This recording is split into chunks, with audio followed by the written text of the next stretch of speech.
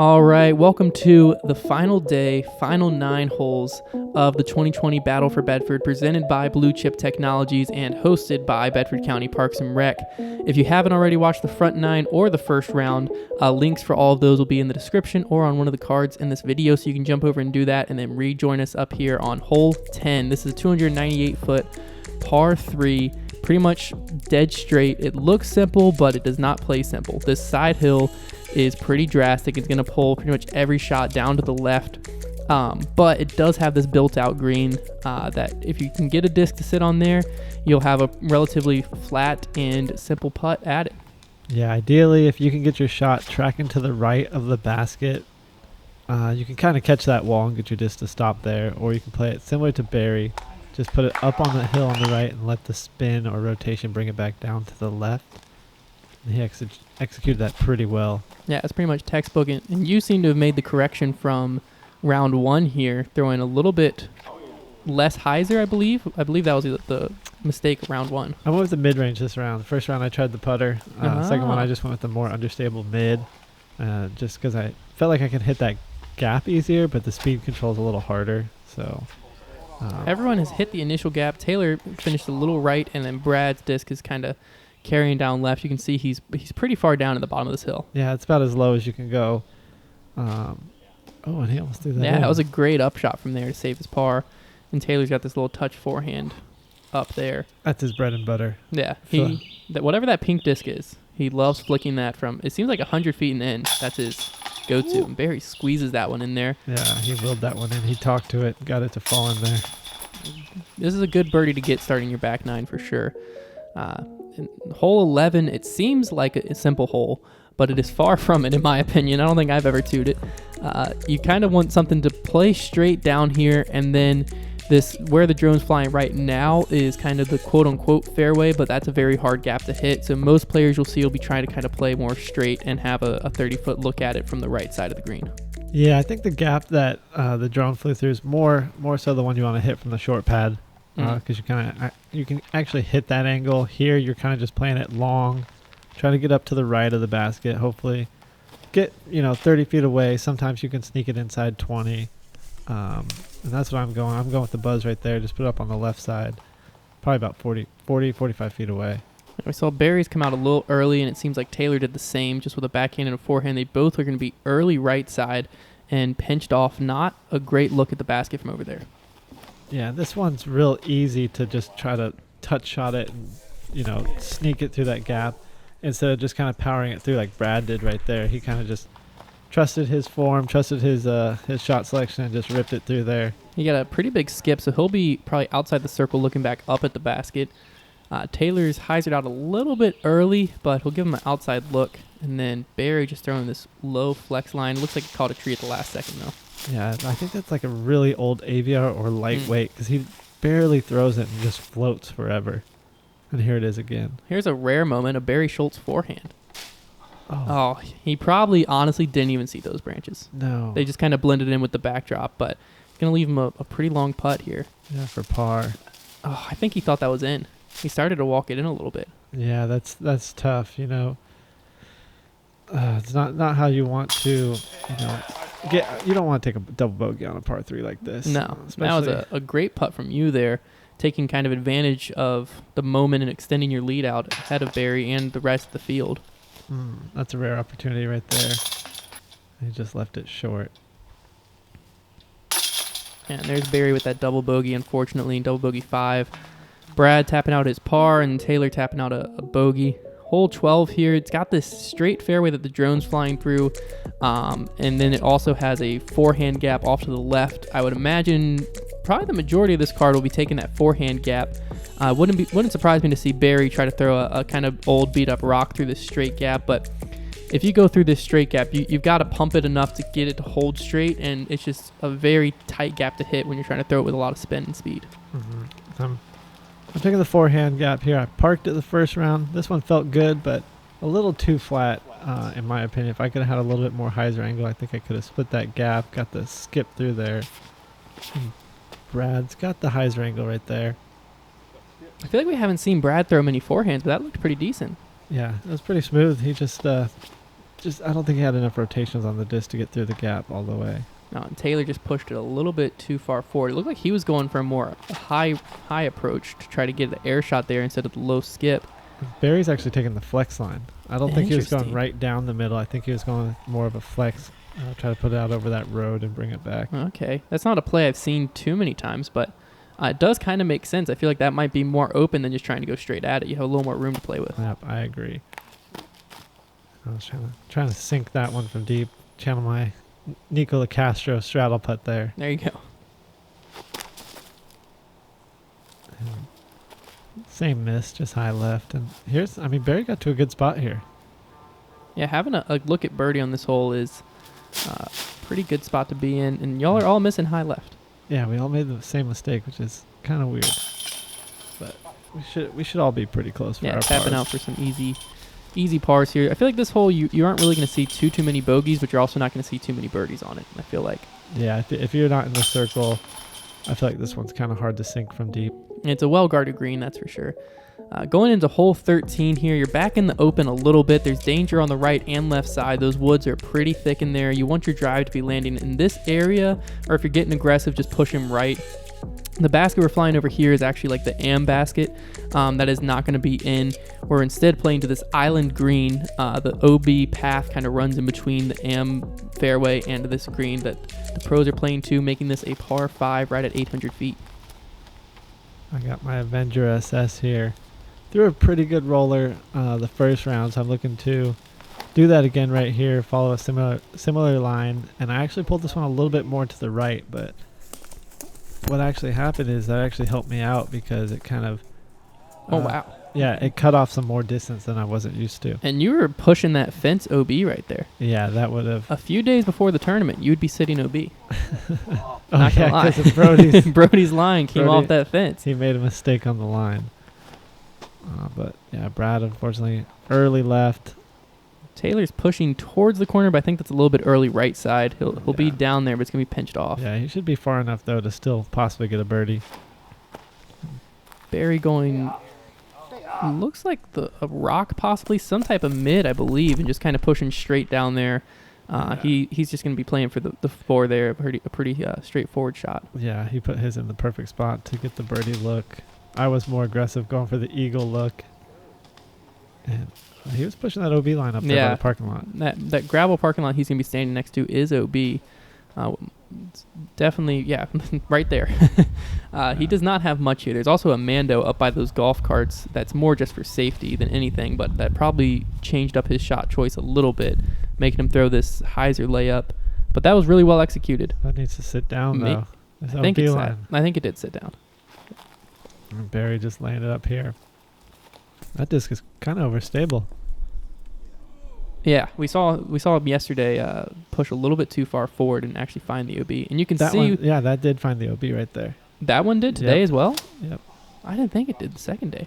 Well, Barry wasn't on the card the first day. Oh, that was Schweberg. Schwebby is who I'm thinking of. But I actually went OB. I was trying to go for the eagle and just hit the branch right where my hand was. You and Taylor both made the same, and you can see Barry's disc sitting OB. You're right, by like 2 inches. Yeah, and Brad was safe. Oh wow, what a kick! That was actually heading toward the... Oh, look, he loves it. That was headed towards the OB up on the right side. That's a pretty unfortunate for Barry there. Just barely being OB like that. And here's a pretty pro move from you. I watched a lot of players play this hole, and I don't think people understand that you can take relief that far back when you're on OB. Yeah, you get it unlimited as long as you're in the playing, on the playing surface still. You can go back as far as you like. It's kind of that avoiding double penalty. Yeah, that's one of the ways that understanding the rules and knowing the rules can really help you out, because I saw, that's really unfortunate there. He didn't take his meter either. He thought he was just going to make it, so he didn't take his meter and left it short. I saw a lot of players, though, pinched up against that fence because they just took it where they went out. And so they were just pinched up against the fence and having to throw really uncomfortable shots that resulted in some more OB throws that were completely unnecessary if they were just taking advantage of the rule. Yeah, which that only works if you're out of bounds. If you're right up on that line and safe, you don't get that extra relief. Yeah, only if you're OB. Here on hole 14, this is course hole 1. You kind of want to throw a backhand, have it slowly turn over, or a forehand, just something that's going to push pretty far straight and then slowly move to the right. It looks like you're going with your Avenger SS again here. Yeah, I really want to hit that hyzer angle, get it up in the air. As you kind of see how the fairway shapes right there to the right, and that was a pretty great shot. Yeah, just outside the circle. So that's my best drive yet. Brad taking a similar approach, but just didn't get the height. That definitely had the right flight if he would have got it up in the air, but since it was low, it just kind of pushed to the right and had a little bit of a cut roll back to the middle of the fairway. And Barry getting that early, but that's a good kick right there. Yeah, whenever a disc can kick and kind of keep that Anheuser angle, that allows you to still push forward into the fairway. And one of the things with this hole is the basket location kind of prevents you from trying to throw it in or anything like that. So if you're not up there putting, it's not one that you're really trying to get a bonus to or anything on. Great upshot there from Brad. Good angle control into the side of that hill. So Barry giving that blue little putter toss right there. Looked like he was maybe going for a little bit of a bid there. He has so much touch control with his backhand putter shots like that it wouldn't surprise me if he was trying to scare the basket a little bit. And this is my first birdie on the hole. That's a good one to get. Wait, in general or just in the tournament? Putting it in, yeah. That's my first two on the hole. Man. When I designed this course, I wanted to challenge myself and give me shots that I don't get to throw too often on tour. So, man, pulling out an Avenger SS on a hyzer flip isn't something that's too common out on tour. Yeah. Now this hole I feel like might be a little more common on tour. It's pretty straightforward. You have this wide tunnel shot, kind of following this path. The biggest thing though is off the fairway on this is pretty treacherous, both right and left. There's not really. I guess right would be the preferred side, but both sides you're going to be struggling.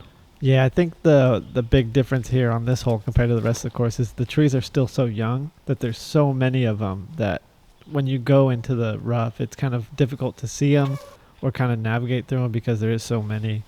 But I can see this hole in a couple of years having some gaps, but right now and for the next 5 to 10 years, it's going to be extremely difficult. Yeah, Brad was flirting with that right side the whole way and finally caught a tree at the end. It looked for a second like he was going to hyzer out and actually be pretty close to the basket, and Barry just didn't quite get enough turn on that. No, but if he can get up to that little road up there, he'll have a look. Taylor going with a forehand here, which is not a play we've seen very often, but works out pretty well. And that was Taylor's upshot. As we had mentioned earlier, he plays very fast, and so that was all we caught of it. Yeah, and every one of his discs, I don't know if he threw the same disc the whole time or if just every one of his discs are blue. But I feel like every tee shot he's on a blue disc. And then every upshot a pink disc. Yep. So maybe he's just carrying around a 2-disc bag, and that's why he's throwing so fast here. Brad's got a long look at it, and with how long he's taken, he looks like he must be giving this a run. Oh, definitely. He's got a chance to two this one. This is a big one. And this is actually where my drive landed. Yeah, this is a great drive. You played it perfectly on that, coming in on a little bit of hyzer angle, getting that counter skip to 20 feet. Easy little tap in. Yeah.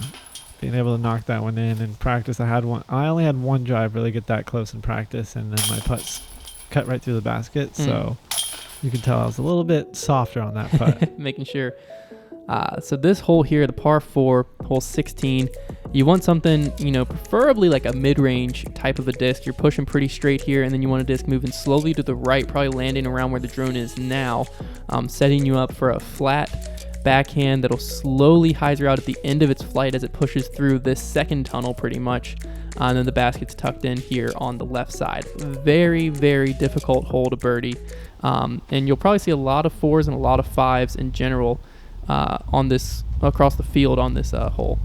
Yeah, Barry actually 3'd it the previous round, so I was excited to see how he played this hole, to see if he can do it again and just kind of try to learn, because I know there'll be more events here in the future. And I pulled mine right, so I know that's not the play. I know the first 25 times I played this hole, which that pushed through pretty far. First several times I played this hole with you, you would throw your jawbreaker wasp and it would land in the perfect spot every time. Yeah, not anymore. No, the magic's gone. Yeah. We see 3 shots in a row there actually all 4 hit trees. You were lucky enough to drop in the fairway. The other 3, not so much. Yeah, Brad had probably the one that went the furthest. He just kept going down that left gap. Which pushing through the left side, as we saw yesterday with Look at those moves. Great dodge from Sam Doyle there. Yesterday we saw with Lance, pushing through the left side, you can get pretty far up there. Mm-hmm. And Barry, unfortunately, hit another tree early. And I think he's still pretty deep in the woods. Here, I'm trying to push it way down there. Pulled it again. You kicked towards the OB. Was fortunate enough to stay inbound. Yeah, I was gonna say you're pushing towards that property line. If you can see the kind of like clearing. Barry ended up in the there. same spot as me right there. Mm. And this is Brad from the left side. He threw this, almost above all the trees. Obviously, that was a hard one to kind of follow, but we'll see in a second where he ends up with how close Taylor is here. He must have got pretty close. Great putt from Taylor there. Oh, and it looks like we missed Barry and I. Well, you missed two of my shots. Because you're tapping out a bogey. Yeah, I ended up bogeying. Barry is, I think, bogeying as well. So we were both up to the right up there, kind of difficult spots. Barry was able to get his through. I hit a tree pretty early and then missed my putt from there. So Gotcha. I was feeling good, and then I was wondering when I was editing how I was typing in the score, and I was like, this is not adding up, but that makes more sense. Hole 17 here, most likely going to be a forehand, or Barry and Brad, with how good they are at backhand, might be able to force a turnover into the green here. Just got to worry about that water short, and it almost plays like an island, not island rules, but the green is just you got to cross the water for the majority of the flight, and that is early left. Yeah, this one. When he threw it, we didn't really know until we walked out there whether it was safe or not. And fortunately, he was safe, but he was not in a good spot. I'm going to go with the forehand Zeus here. Not good either. That looked like it came out pretty early and on some hyzer, which you normally want to be pushing this flat or a slight bit of anhyzer. And so that's going to leave a tricky upshot there. Yeah, just tried to overthrow it there. And here's that black disc again from Barry. I have no idea what it is, but you know where it's going. That looks perfect, yeah. Don't know what it is, but you know where it's going. And that's right next to the basket. Yeah, great shot from Barry there. That's the best backhand I've ever seen on this hole. And this is one that Taylor's probably been waiting for all round, to have a wide open forehand tee shot. And just gripped it a little bit, and then he's throwing something pretty overstable here. I'm not familiar with his bag at all to know what that disc was, but it was definitely a meat hook. Yeah, and then this is where Brad ended up. He's way up there on the left side. That looks like it's almost by the am tee for the next hole. And not the best upshot. He's still going to have, 35, 40 feet, maybe even more. And that's my leg back there. This is one of those shots where that stuff's so thick that I knew I had to throw it hard because I was probably going to hit something. And I wanted to break through it, and I actually did not hit anything. So I got about a 25-footer coming back down. Great putt from Brad there. Yeah, that was a great par save for Brad. Taylor tapping out his par save. I just got that one a little too high. And there's Barry. And then tapping on his birdie. We almost forgot about Barry. Been so long since we had seen his drive. So back-to-back bogeys for you coming into the final hole. This one gave you a little bit of trouble yesterday. Basically, you've got to hit this initial gap, and you got to have something that's kind of just pushing straight across this water, 436 feet, slightly downhill, and then it kind of pushes up into this guarded green. So as far as the actual shot, it almost plays like a tunnel shot because you have the protected green and the protected tee shot, and then just wide open in between. Yeah, it doesn't let you get your shot too loose out there. You kind of, like you said, you have to hit this first tunnel, but still control your disc enough at the end to and that get up looked near the basket. That looked pretty great out of Barry. Yeah, yesterday or the day before this, he finished with 3 birds in a row. So I know he's capable of getting this one. And that one, I just did not have the distance. It had the exact flight he wanted. And Brad, as you can see by his body language there, hit an early tree and kicked down. Yeah, he ended up in the middle of the water. Yeah, if you hit one of these early trees, you can almost guarantee you can kiss your disc goodbye. The Bedford County Parks and Rec is pretty great about fishing these things out, but there's certain spots in the water that you're not getting the disc back. No, I've seen some land in the water, and the dust from where it hit just covered it, and it's gone. And that was a great correction from you from the day before. Caught some late limbs, so won't be parked, but you'll have a look at it for sure. Yeah. And here's Brad from the drop zone. I've been there before, and it's just asking to get thrown in. Yeah, that's for sure. It does play a little bit longer than it looks from there, which I think is a tricky part of it. But hopefully most players have practiced that. Here I am looking for bird, trying to walk one off right there. Stays close to the basket, though. Whenever you miss something on this green, you're always kind of worried in the back of your head about a roll away towards the water. The hill kind of calls for it, and I've seen a few happen. Yeah, you can see Barry, even after that putt, he was still a little bit worried. So Brad tapping out with a bogey after almost a perfect par back nine there. And then we have Taylor here tapping out for his par, I believe. And you and Barry will be able to do the same to finish out the tournament here. Yeah, and I think the results will pop up after this, but yeah, they will. As far as I remember, only 2 players under par. That is correct. You and Barry were the only 2 players under par, and you were able to take it down by, I believe the score was wrong there, actually, because you took it down by 6. Barry finished 5 under, so I don't know what birdie we missed, but Justin Rozak, Philip Bartholomew both came off. I think Philip might have come off the 3rd card. I think he put up a pretty great second round there, a few under par to sneak up there, but that is going to wrap it up. Hopefully you have enjoyed the coverage, and if you haven't already, please subscribe and comment down below what you want to see next. Yeah, and if you can, go check out Van Horst. Yeah, for sure, especially if you live in the area.